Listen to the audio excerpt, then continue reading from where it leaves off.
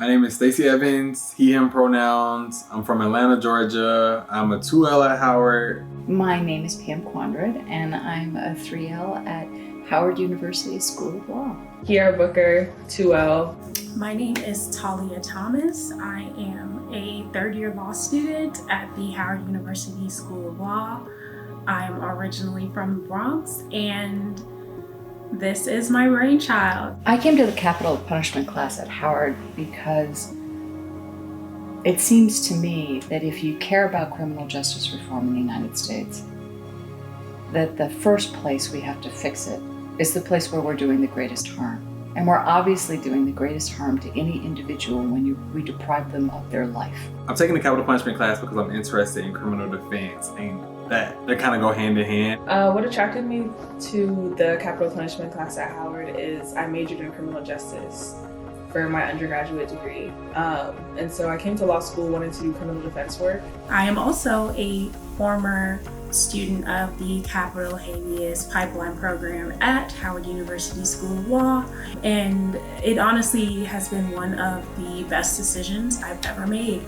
So the class really begins by examining foundational cases to the death penalty as we know it in the United States. And the first case that we look at, which is actually quite ironic because we're coming up on its 50th anniversary, it's Furman v. Georgia. And in this case, the court pretty much decided that while it is not, they wouldn't say that it is unconstitutional to kill people or put people to death as a punishment for their crimes. However, they did say that at the time, because of how the death penalty was being applied, they ruled it arbitrary and said that because it was being applied arbitrarily, it gave rise to discrimination in the application of the death penalty. And the discrimination was so bad that they imposed a 4-year moratorium on the death penalty. So for 4 years, from 1972 until 1976, when we have Greg v. Georgia, we did not have the death penalty in the United States. I think the Supreme Court in Furman and since Furman, in their approval of the death penalty, I think it's off the mark. I think it's wrong. Now in 1976, we have Greg v. Georgia, and the court looks again at the death penalty. But this time they decided that the death penalty can come back and we can continue utilizing the death penalty, but with some additions to it. The court imposed sentencing guidelines, jury sentencing guidelines to allow people or essentially to allow the decision of imposing the death penalty to be put back into the hands of the jury and remove that level of decision making from the judge. Since 1976, in cases where the offender was white and the victim was black, 21 of those offenders have been executed. However, in cases where the offender was black and the victim was white, 226 of those offenders were executed.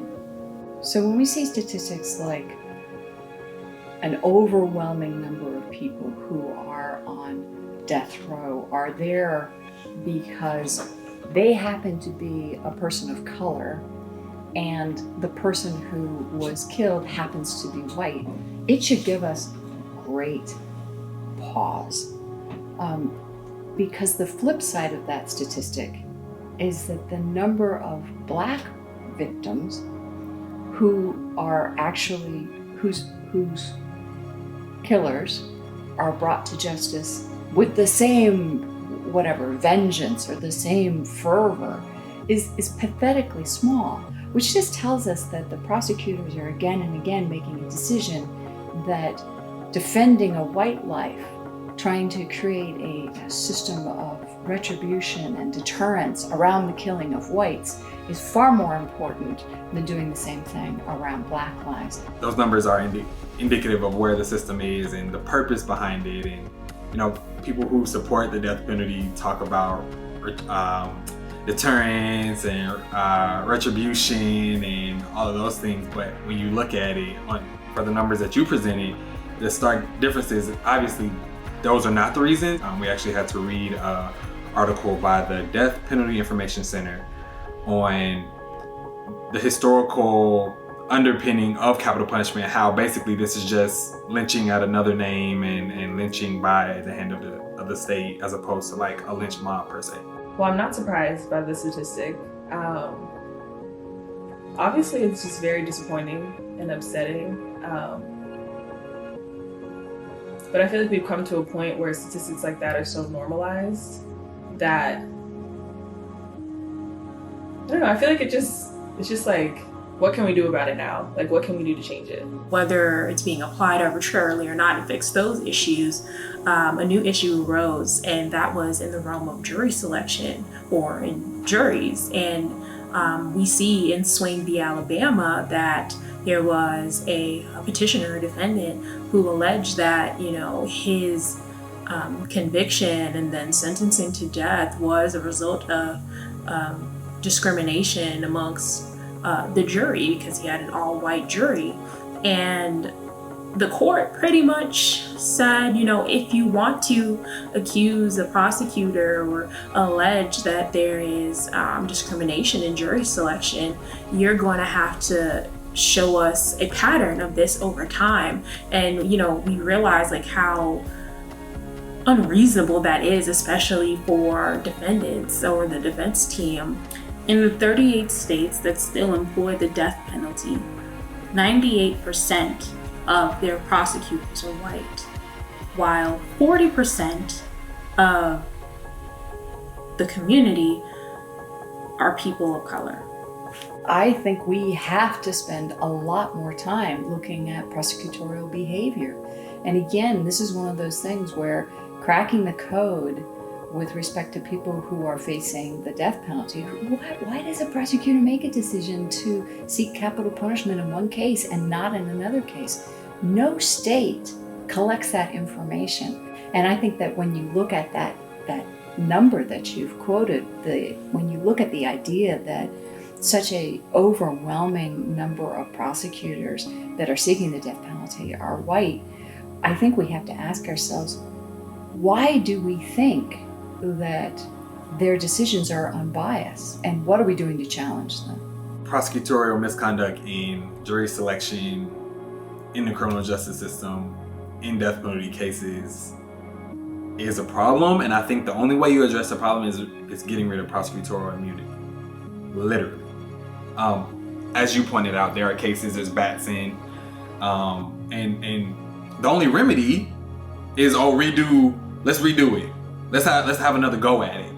And okay, yeah, it wastes money, it wastes time, but it has no penalty or consequence to the prosecutor who did the wrong thing in the first place that's causing us to do a redo.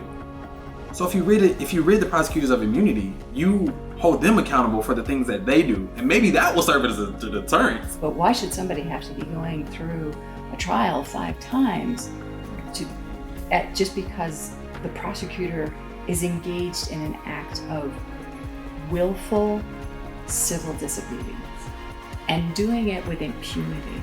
Prosecutorial immunity, or immunity for prosecutors and for judges, to be honest, because a judge which allows it to happen in their courtroom is, as far as I'm concerned, as culpable as the prosecutor is.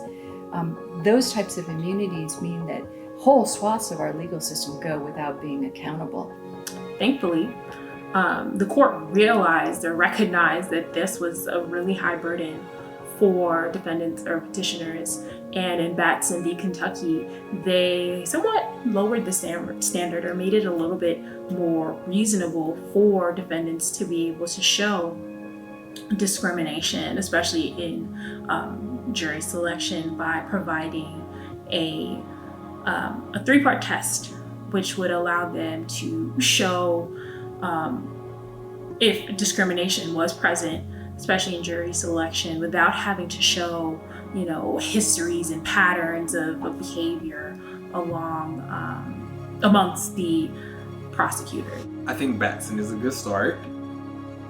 I think that I think it was in the dissent of Batson, or maybe a case later questioning Batson, or dissent later questioning Batson, but it basically alluded to the fact that the defendant, who was alleging the wrong strike, basically does not have standing or doesn't have an injury, and that the person who had the injury is the juror that was stricken. And so I think Batson is a good start. Obviously, that I said that to point out that it has some type of flaw in it in some way for someone to get to that point. Most recently, we've had another blow when it comes to the death penalty and capital punishment and the processes that allow for relief when it comes to those sentenced to death. In the Shinn v. Ramirez case, where the court pretty much cut off a whole avenue to relief for petitioners. The holding pretty much says that, you know, as I've mentioned, or as I will mention, whatever is not raised at the state level, or at the trial level, especially evidence, the court is not going to go back and then decide that we should have a separate evidentiary hearing to correct those mistakes. Well, we'll have to see how the case law develops on this, but it feels like it just shut the door on an ineffective assistance of counsel claim in federal court on appeal, because even if you can show, and it's such a clear case in that particular case, so even if you can show that your trial counsel or on your state appeal you had ineffective assistance of counsel, you're not allowed to introduce the evidence that would have been introduced if your counsel had been effective. And the Supreme Court decision in this just cuts the legs out of anybody who's trying to actually seek justice and get new evidence that wasn't brought to light in the original trial or in any of the processes before you got to the stage where you could seek federal habeas. Yeah, I think the Shinn v. Ramirez holding, I think it's a bit of both. I think it would definitely force the defense attorneys to be more precise and make sure that they're crossing all their T's and dotting all their I's. But I think it's just inevitable that there will be cases where there are things that weren't introduced or there's new evidence that comes to light. And so I think it's very, very harmful for somebody to be sentenced to death, because this is for the death penalty, right? Yeah, for somebody to be sentenced to death and for you to say that this new evidence can't be brought in to save their life. I think that's extremely harmful. The whole reason for this video and the essay that I wrote for the publication is to hopefully bring some more awareness to this. First and foremost, to bring more awareness to the systemic racism that is apparent in our capital punishment system. And one of those areas is the ineffective assistance of counsel piece. And my theory overall is that if we expose lawyers, attorneys to, the capital punishment system, the rules and laws and statutes that govern the capital punishment system, and give them experience at a younger stage or an earlier stage in their careers, we can somewhat mitigate that harm that clients face or defendants face. The ethnic statute is very, very confusing. And definitely having more time and being introduced to it earlier will lead lawyers to be better prepared and understand it better. Even my professor was saying the other day, like, she's still learning more and more stuff about the statute in her career. So yeah, earlier exposure will definitely help. I will say I haven't considered lack of training being a lead up to the ineffective assistance of counsel. I think kind of one of our common grievances with law school is this: it's so corporate, and it's not really on the litigation side or the criminal side where most people interact with the court system. And so I think exposure early will definitely help with people's understanding, and also just having that groundwork laid and being able to just oh, I've heard this before. This is not new. This is not unfamiliar. I'm really thankful that I was exposed as young as my 2L year or second year in law school to the capital punishment or the capital habeas pipeline program at Howard, and was able not only to take a whole class focused on just learning the case law, the EDPA statute, but then put all that I had learned into practice the following spring in the capital habeas externship program. I was an extern in the capital habeas unit in Tallahassee, Florida, and it was a really great experience. I have to say that the class, the capital punishment class and the clinic experience afterwards have been seminal in my decision to seek work after graduation in the capital punishment space. I'm going on to do a fellowship, which will be working for the Capital Punishment Project of a large national civil rights organization, and assuming I get money. And there's no question that the class laid a foundation for my understanding of just how difficult not only federal habeas but also state capital punishment cases can be. My premise is that while I know that having or inserting more Black people or more Black lawyers into hostile environments and hostile situations like, the capital punishment system, it's not a fix. It is not going to turn the tide. This is systemic racism. There needs to be a whole systems overhaul, and I'm even calling for abolition of the death penalty because I do not believe in it. But I believe that having more Black federal defenders at least will contribute to harm mitigation. I really believe in harm mitigation. Should we have more Black lawyers coming into the capital punishment advocacy space or reform and abolition advocacy space? And the answer is, without question, we should. And there's so many good reasons for it. I mean, I stand by my decision about what I'm doing, but I'm even more excited by the idea that there are others around me from the Howard community who are interested in going into this space. There's 100% a cultural competence that Black attorneys and lawyers can bring to defending Black people. Not everybody in the Black community is going to come from a place where they will have some life experience, which helps inform them when they go and meet their first client on death row who might be Black or brown. But the chances are that from that very first meeting, there's going to be a level of trust, which is going to take other lawyers, people who look more like me, a lot more time or a lot more effort to develop. So I think it's critical. It's critical, let's just say, to get more Black and brown lawyers into every element of criminal justice reform. But it's particularly important where there's such a racial imbalance like we see in capital punishment sentencing.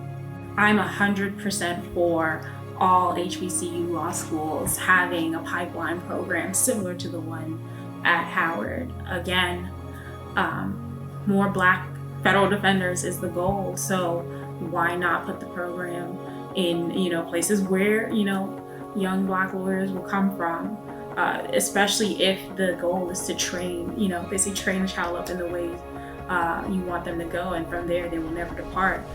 And that is exactly what we're asking for. I think it is something that's important to have. I think all HBCU law schools should have it. I recognize the battle that law schools face in the classes they offer and why they offer them. But I think the greater cause gets lost in that battle. And so I think it is important to have capital habeas classes or capital habeas defense classes. I definitely think the externship is very important to have at Howard. And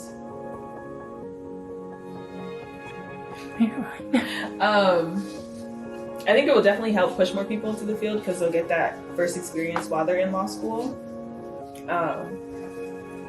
And I think even just hearing people in my class right now, in the capital punishment class, or hearing people speak about it, one of the main reasons for people to even take the seminar was to get that experience in the externship. So I think it will definitely help. While, again, I don't believe that just the mere presence of Black defenders will overhaul this system and make, the death penalty more acceptable, I do believe that in the face of harm mitigation, this is the answer. And I'm encouraging everyone, if you have the opportunity, to take an internship or take the class, because it's not an experience that you will regret. You'll be a better lawyer for it, you'll be a better advocate for it, and you'll definitely be a better social engineer because of it.